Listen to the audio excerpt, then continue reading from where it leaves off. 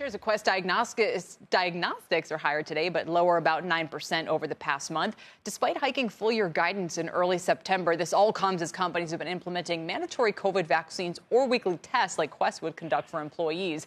Joining us now to discuss all of this in an exclusive interview, our own Meg Terrell is joined with the CEO of Quest Diagnostics, Steve Ruskowski. Meg? Well, Kelly, thanks so much. Steve, thanks for being with us. A big day for Quest. We understand you're opening a brand new facility here in New Jersey, not just for COVID testing, but for all different kinds of tests.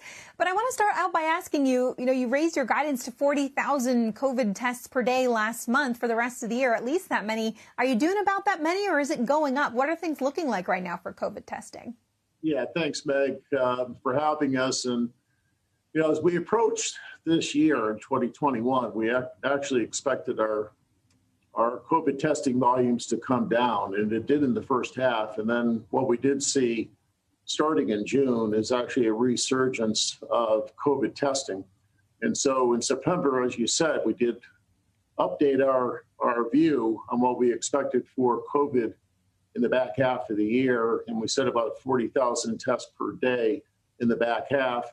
And actually, in the third quarter, we publish the data frequently. We're doing more than that, but we do expect, as we come out of the third quarter into the fourth quarter, that would come down some. That it'll come down some. Is that because you're anticipating, as we've been seeing in the data, this sort of Delta surge has been peaking and leveling off, and we all hope it keeps going in that direction. But how do you plan for flu season and a potential winter COVID surge? Are you anticipating you might see that come back up, or still going down?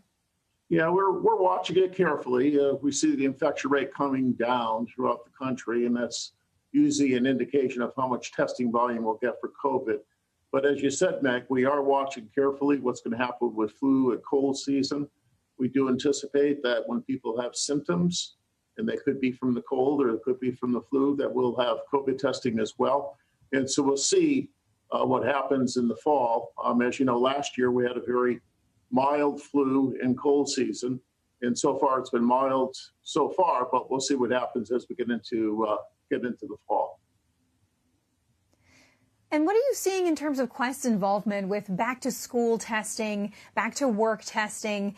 As we start to live with this virus going forward, as some have predicted it'll become endemic, how much are we going to be used to just being tested on a regular basis in our daily lives? Yeah, Meg, we had an investor day in the spring, and what we said at an investor day is that we believe COVID will continue to be an opportunity for this year to continue to make the contribution we have, but it's not going away anytime soon. We actually see our work moving from what we have described as being clinical COVID work to more return to life clinical work. And some of that is the return to school programs, return to the office programs, and return to leisure programs. And so we are implementing a number of programs related to those activities. And we do see that happening through the remainder of 21, but also to 22. So we will have COVID testing in 22.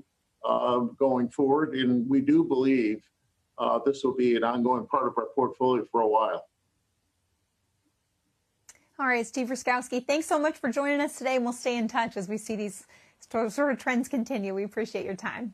Kelly, thanks, Meg. Appreciate it. Have a good day.